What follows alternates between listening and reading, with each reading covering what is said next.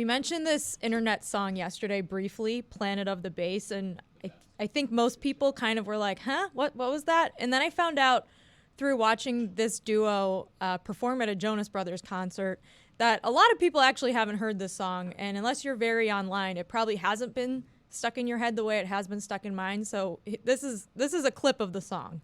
Put your hands up in the air. All of the dream.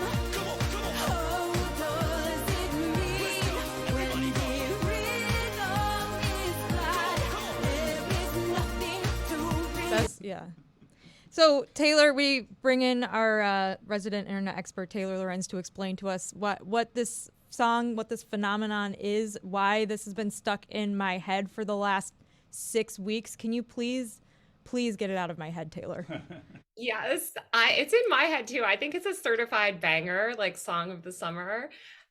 This is comedian Kyle Gordon and Audrey Trollinger, who's another comedian and actor in New York. And it's basically just a parody of those classic 90s, Euro pop dance songs. And I think what surprised everyone is that the video is so on point. Like, it literally looks exactly like a late 90s Euro pop dance music video. And the song is catchy. Thoughts, Dominique? I'm too old, but I'm confused at why the young people would gravitate to this particular song, because like it's a TikTok sensation, which I have to admit I am on TikTok. I'm not that old.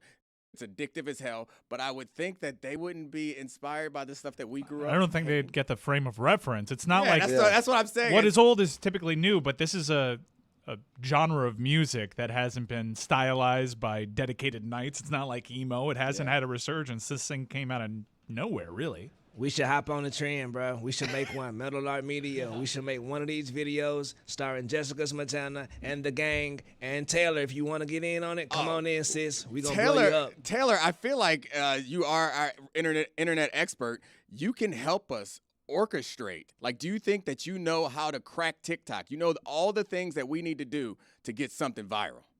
I can get us on everyone's For You page. Yes, we'll just What? It'll take a little bit of work, but I think with the right collabs and the right audio, the woman, by the way, singing is actually a Grammy Award winning singer. It's not Audrey singing in that video, in that song. Have you heard of a little thing called The Big Game by Michael Ryan Ruiz and JT Daly? I think you should get on it. It's okay if you say no. It was a musical that we made on the show last year. It went to #1 on the charts. What's happening with the Snapchat AI right now? Yeah, people are kind of worried that the Snapchat AI has become sentient. The AI is this tool that they rolled out several months ago, maybe 6 months ago, where you can kind of chat with your personal AI. It'll give you recommendations. You can ask it questions. And a couple days ago, it just basically went dark and posted a story, almost like a video of a wall or something, to its feed, and then kind of stopped responding to everyone. So people are just kind of wondering, like, has this Snapchat AI, broken free? What's going on? Are there concerns for AI generally that we should have some like legitimate concern for? Because I feel like a lot of the AI fear is a bit trumped up. Am I wrong, or is there something else that we should be really worried about? I think there's some reason. Look, there's like horrifying uses of AI. I think we've talked about them before, but I think right now it's not that good. I mean, I don't know. I was trying to get trivia from ChatGPT just last night, and it kept giving me the wrong answers. So I think it's kind of like, it's still faking it a little bit. It hasn't totally made it. I think it's not taking over the world yet. We have at least a couple decades, I think. We aren't going to get this Zuckerberg Musk fight. Like, that's not going to happen, huh? I wish it would happen so badly. And I think Elon is just too much of a wimp. I don't know if you guys saw the leaked text messages between him and Elon, where he basically admits that he hasn't been training. He says he wants to kind of come over and practice. And Zuck is like, we're not practicing. Like, let me know when you're going to fight. And Elon's chickened out. I'm sad. I would be front row for that fight. My bet would be on Zuck, because he seems crazy dedicated. He's built a whole octagon in his backyard to train. So does the tech world laugh at this the same way that we do, or do they look at this and like because we all want to see it because it'll be hilarious and everyone sees like what we would assume as like not the cool kids in high school trying to be cool late in life. Same. I know. It is objectively hilarious. I think people are nervous. I mean, I know Tesla shareholders are nervous, people involved in Facebook. I mean, the worry is, of course, that somebody will be injured and that could have seriously affect the value of the company. So I think people with a lot of money at stake are, they don't want the fight to happen. I'm so pro the fight. I also just love how the whole world has just become like boxing matches everywhere, from YouTubers to CEOs. It's like, what? We're all just going to box each other. You got to tell us who you're going to call out in your boxing match. But before you do that, I hear you got a top 5 for us. Yes. Well, so I don't know if you guys heard, but the EU is trying to make it optional, like your TikTok for you algorithm optional. And I don't know, I love TikTok rabbit holes. So I thought we could talk about some of my 5 recent TikTok rabbit holes, favorite recent TikTok rabbit holes. Nice. I love it. Yeah. I might need to add some new things to my TikTok algorithm because I believe that the machines know us so well, and I don't like what's getting reflected back at me. I got to be honest with you. So maybe I'll steal some of your rabbit holes. All right, give them to us. I don't know if you want to go down these ones. Really? No, I'm nervous. Not good ones. Uh-oh. Let's go. First, we've got the cursed ASMR TikTok. Let's chew on my grandmother's breast implants. What? Oh. Mm. Yes, that's a young man chewing on his grandmother's breast implants for an ASMR relaxation video. It's got I'm sorry. massive- I'm sorry. I want What? to leave this planet. La lengua del amor. He's got really nice teeth, though. Yeah. Is that And his a filter? eyebrows are fantastic. Outstanding skin, but poor choice. How does this get popular? Like, this is not something that's actually popular. It's TikTok forcing us to think it's popular and putting it on everyone's page and making us think it's popular, right? That's what's happening.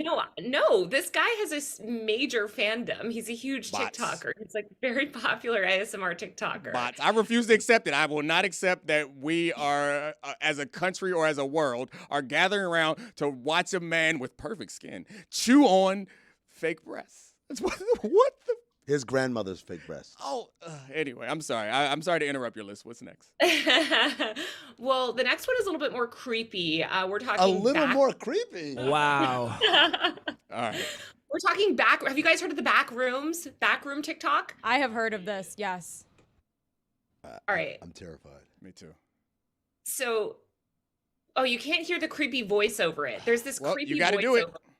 Yeah, can Alright. you imitate the creepy voice? There are for no us? threats here. There's also a safe place where you can go to sleep by a green button. Basically, what's happening is it's like walking you through this weird dystopian virtual environment. They all kind of look like abandoned malls, and it tells you about the different like back room levels. Back rooms are like secret places within the matrix, I guess, that we all live in that, Okay. I approve this rabbit hole. I might join this rabbit hole. Is this the one where the voice is this old man who talks like this? Is it? Yes. Yeah. Okay. All right. I like that Yeah, one. You What's don't the, want to hit the red button unless you want to be really terrified. I'll join that. What's number 3?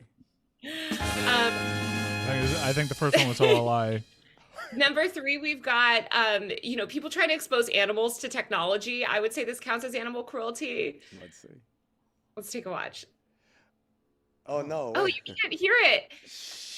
Wait. What's happening? Is the That's Pinky. That's okay. Pinky Doll. I think you It's can hear better the if you audio than can't these hear it. TikToks. Basically, what's happening here is, if you guys have seen Pinky Doll, she's an NPC streamer. She's the one that says "gang gang, ice cream so good." Basically, people gift different emojis to these TikTok streamers, and then they act out the emojis on stream. And in this case, we have someone showing a Pinky Doll video to a helpless sheep as the sheep just kind of like chews grass and watches. She looked like he liked it. I mean, rip Man, so I'm, good. I'm being told the next one actually has sound attached to it. Ooh, I Gang, love gang. it. Let's get to that gang one. gang. Ooh, thank Yeah, you. let's see the next one. Thrown countless obstacles at me this year, from a school shooting to having no idea what life is going to look like after college. Supportive mental health awareness No! month, I'm partnering with Bior Skincare to strip away the stigma of anxiety. Wait, is Yeah, that? so is that- this is a school shooting SpawnCon video. This girl is talking about how, recovering from a school shooting was so sort of mentally traumatic that the Biore skincare strips have helped her. I just thought this was a perfect example of the crazy, ridiculous spawn con that's taken over. Taylor, this is a joke, right? Like they're making fun of how commercials will stop at no end to kind of use anything to sell their products, right? This isn't done earnestly, is it? Yes, it is. And actually, Biore had to apologize because everyone was like, what the heck? Like, are you for real? And they were like, yeah, we were for real, but I guess you guys are mad, so we're sorry.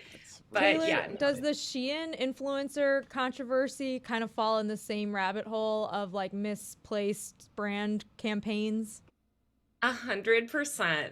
I have like a whole saved board of like all the most cursed SpawnCon videos, and the Shein influencer trip was also hilarious because they're like, they go into this factory and they're like, the women here aren't even sweating. How could this be a sweatshop? Oh no! I love this. That was a good I hate it because I love it. What a sad place to be, where we got school shootings. And then we've SpawnCon. got the number one TikTok rabbit hole that I just think these are so creepy and weird. You've got these people that cover themselves in different sorts of creams or peanut butter. Sometimes peanut butter, sometimes shaving cream. I think it might be a fetish thing. For whatever reason, they keep coming up on my page. Here we've got a young man. For whatever reason. Completely head to toe covered in peanut butter.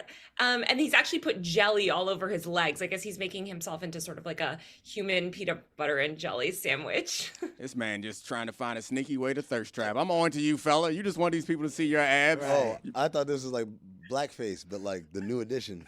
I thought this was the grown-up peanut butter baby. It's about a sneaky way to be. This is the peanut butter baby 20 years Yes, later. this is peanut butter. That was my impression of peanut butter baby. Shawshank. That was like a season 1 internet meme, Dominique. Okay, I'm old. What do you want me to do? Shawshank when he escapes. So it's Dookie? I know that. I've seen that movie. Thank you so much, Taylor. I will not be adding any of these to my TikTok algorithm because I'm already addicted. And I would hate to look at this, to open up TikTok and see a naked peanut butter man. What about the one with the guy with the serious voice? You don't want to press this button or else you might go crazy. I might get in on the back room. You can pre-order I'll see Taylor's that book, back room. Extremely Yes, Online, and- The Untold Story of Fame, Influence, and Power on the Internet. Thank It's you so available much. now. Thank I will you. pre-order it immediately. I think I have a career as a TikTok voiceover person. You do good voices. I do know that. Thanks a lot, Taylor. Thanks for having me. Thank you, Taylor. Thank you. Thanks, Taylor. There are 2 things I really wanted to talk about on the show today. One is that Vlatko Andonovski is resigning from the U.S. Women's National Team after the entire debacle of the World Cup and the Olympics last year. The second is that a lady slipped on prosciutto at an Eataly in Boston, and now her and her husband are suing Eataly for not picking up the prosciutto. The whole country? Italy. I know it. You're talking about Italy. Chris Cody, by the way, when you were out last week, did you see the little meme thing we were doing with you with the Italian thing? You know what I'm talking about? No, he Is it didn't. with that terrible picture? I'll show that you I later. hate? No, they retired we the were terrible saving picture. that. That's when Johnny Manziel was lying through his teeth at you. That's right. Yeah. No, you- we retired the terrible picture, and God. now you have a Allegedly. new one where you look like you're doing like a Oh, whole I did Italian see. thing. I saw you tweeted something with that. Yes. Yeah. Dominique DeCoco. You're welcome, is by your the new way. name. So, dealer's choice. We can talk about the U.S. Women's National Team or the lady that slipped on prosciutto, or both. That's Coco, by the way. COCOA, because you like to eat. Let's go. What is the with slipperiest Vlatko. meat? No, I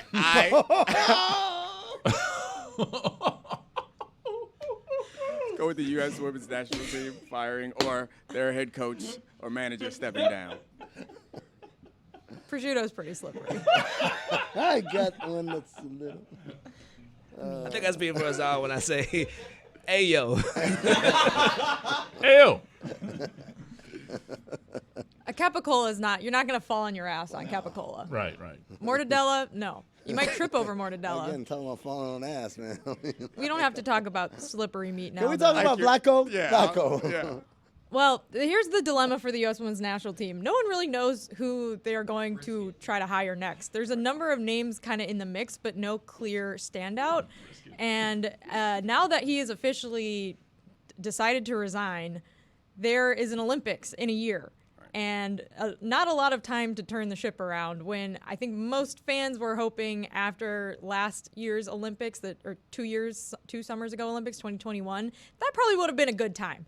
And now you have like back-to-back international tournaments that you need to prep for. Isn't this a and it's not dream great. job? Like, this feels like not too difficult to turn around. And obviously, I parachute in on this sport every couple of years at Olympics and World Cups. I feel like there should be a line of managers who would love to have this talent. Like this is basically dropping in on like the 2018 Warriors. Like they need a new coach. Like all right, like it's. I know people have caught up, right, Jesse?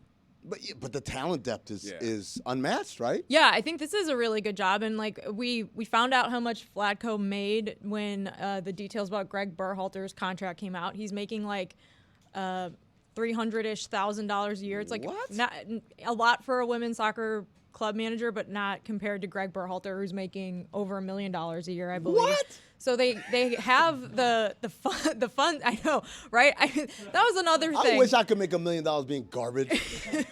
the men's manager makes more than 3 times the women's manager, and for them, success is getting knocked out of the group stage. For the women, it's like you have to resign immediately. Although I know Mike and among other men's team fans were saying Greg Berhalter also should not be renewed. Yeah, but. well, I missed the media cycle on the Women's World Cup elimination. I did find it interesting that Alexi Lawless finally had something negative to say about U.S. soccer when the women made it as far as the men have, and he constantly celebrates it.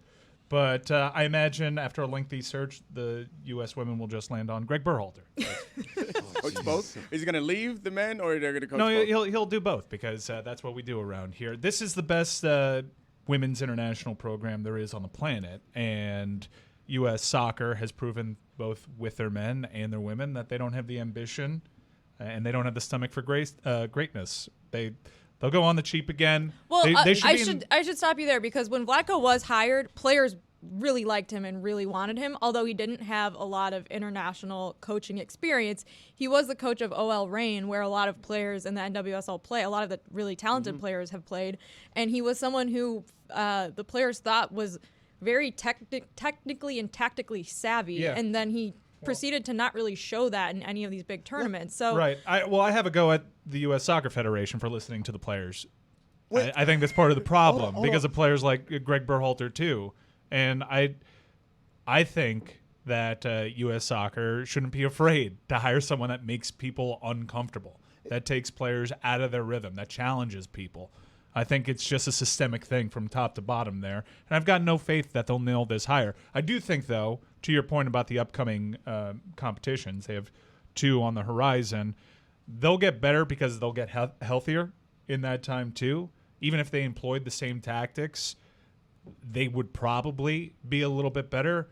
But it was a pretty evident disaster from the jump that Vlatko was in over his head here in the international game. Is there any like development program for coaches that's official that the U.S. Soccer Federation That's does? a good point, because I think one of the things that has gotten a lot of criticism from people that have followed the team for a long time is that, like, throughout the ranks of U.S. soccer, there isn't really great development, whether it's players or coaches or all of those sorts of things. Like, Brandy Chastain went on Tobin Heath's podcast and said that she really wanted to hopefully be the coach of the U.S. women's national team one day, and she's tried to do it but hasn't gotten a lot of traction.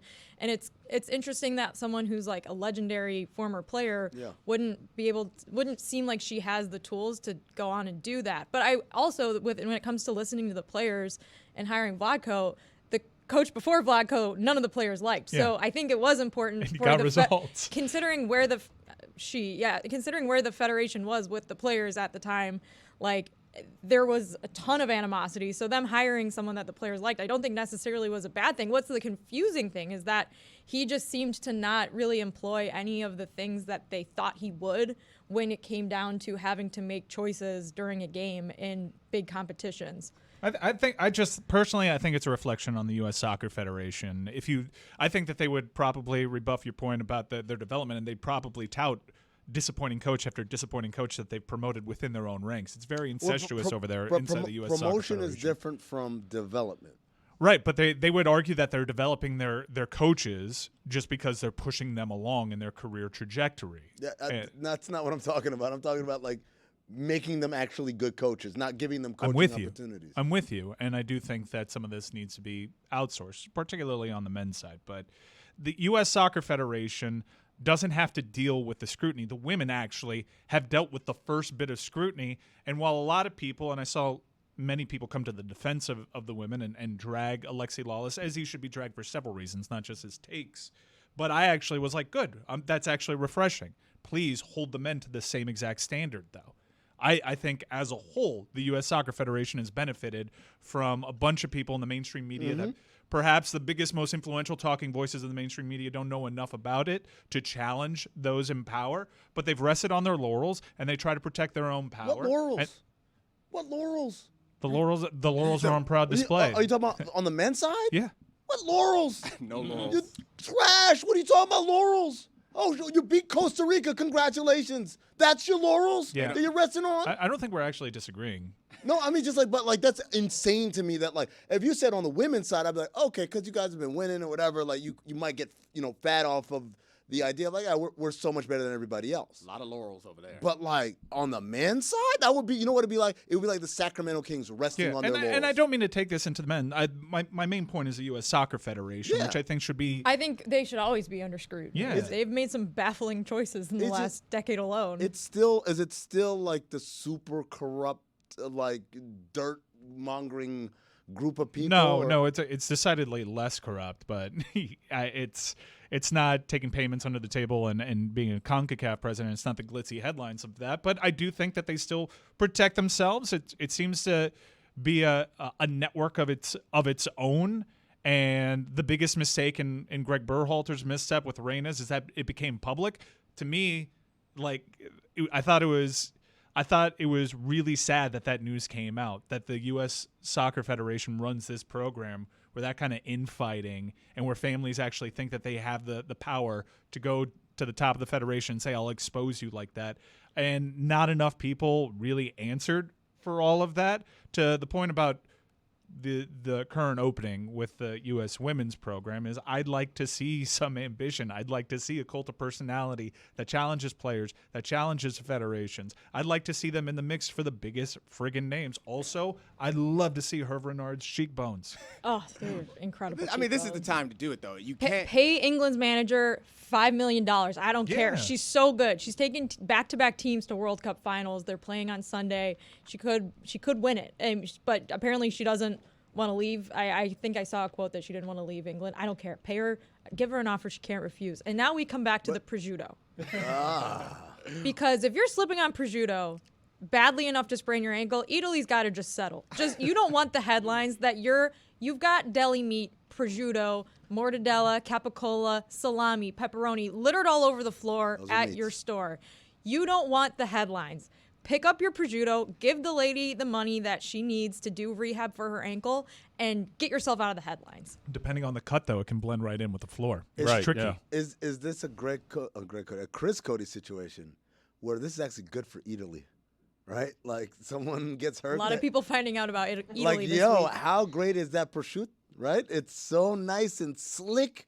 Resting on their laurels, Yeah, as well. they say. Hot take about prosciutto. Not my favorite deli meat. Wow. Sometimes very easy to choke Get out on. of here. Top 5 deli meats? You got a top 5 deli meats? I could do it off the top of my head right now. What? All right, here we go. Express OLIs? edition. No OLIs? No OLIs. Okay. No LI. Number 5, prosciutto. Did I just say it wasn't a top 5? Yeah. It is Yeah, number yeah, 5. yeah, okay. It's Oh, number I- 5.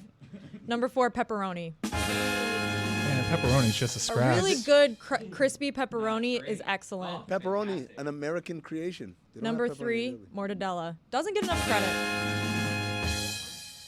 Number 2, salami. The utility deli meat. Any time of day, I'll just take out a piece of salami. We call it an emergency salami in our house. We What was always this? have to have one in the fridge. What was this third one? Say it again. Mortadella? Mortadella. You've never heard of mortadella? You're the second person No, today. Juju hadn't heard of it. I'd heard of it. Yeah, it was for me. Yeah. Number 1, the best deli meat, the spicy deli meat, the capicola, the gabagool. I love it. It's delicious. Good list. No love for the Roy. pastrami, huh? Mortadella looks gross. It's Yo, good. I was trying It's to like a- find a Reuben sandwich last week in Miami. Doesn't exist. doesn't exist. Got to go all the way out to the beach to get yourself a nice Ruby $12. What? Salute to Ruben Studdard wherever you are, brother. You know what I mean? I wonder if he's still sorry for 2004. More on that next. Colorado's got that it factor. Their football program has dominated headlines throughout the offseason because Coach Prime, Deion Sanders, is a megastar. He was interesting at all his previous stops, and nothing is going to stop him from being interesting unless they lose. And I want to get into that in a little bit. But the most recent thing that's gotten in the news, fellas, and lady, is that Colorado had a little skirmish at their practice, their fall camp, and Deion Sanders chastised everybody and was angry at the rest of the team because they went to the sidelines and didn't really get involved. The quote was, "If one of us fight, we all fight."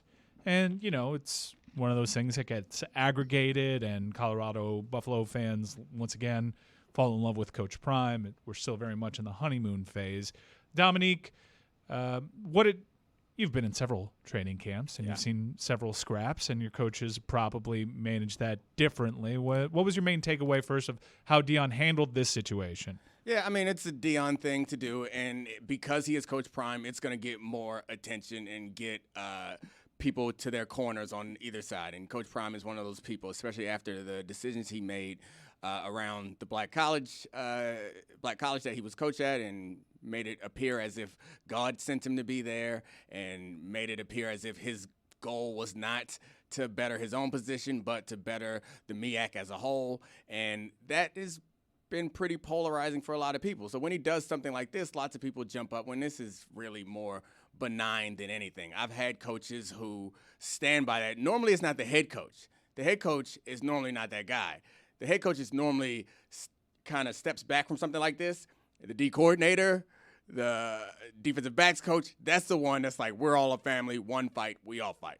That particular thing doesn't bother me nearly as much as Deion setting himself up for what seems like a tough run, because him and his cowboy hat are presenting as if they are going to be instant competitors. And I think expectations matter, and especially when you're as public as Deion Sanders. It could turn on him quick there.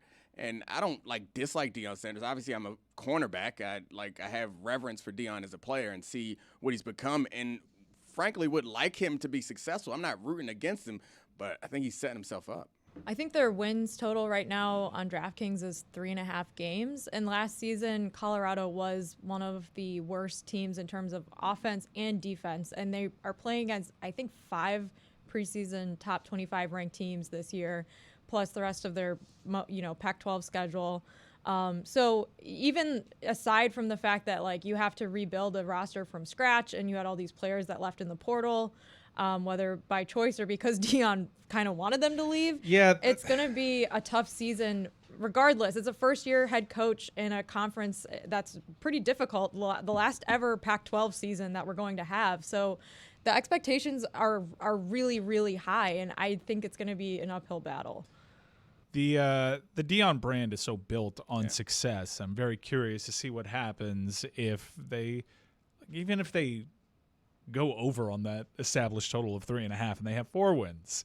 It's still, for his brand, going to be considered being bowl eligible would be great for Colorado in general. But I think the way that the hype has been set up around this team, it's we're playing for a playoff position, which is a good thing to tell your team, but also a really hard thing to do at Colorado in your first season with really shaken up roster. To your point about the portal, he made his introductory address to the team, and he said, "I'm bringing my luggage with me, and it's all Louis."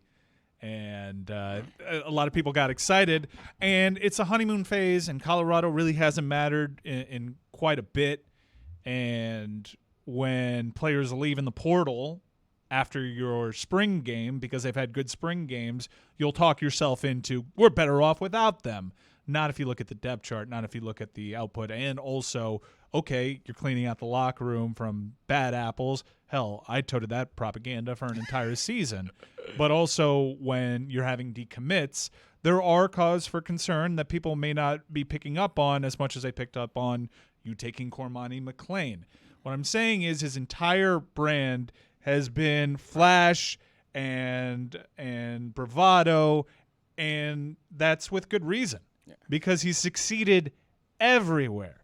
He's succeeded instantly everywhere. Pretty much everything that he's touched has been successful, and that's his whole MO. I don't expect him to handle it differently, but what happens when the brand and all that shine has a little bit of tarnish on it? He's succeeded in multiple sports, in multiple industries, and his success as a coach, normally you don't see great players go on and become like great coaches, but I think a lot of his success as a coach is tied to the fact that he's Deion Sanders, and that like when you're a high school coach, you're going to do pretty good with recruiting local kids to your area when you're Deion Sanders. When you're in the MEAC, you're going to probably have a leg up when you're recruiting when you're Deion Sanders.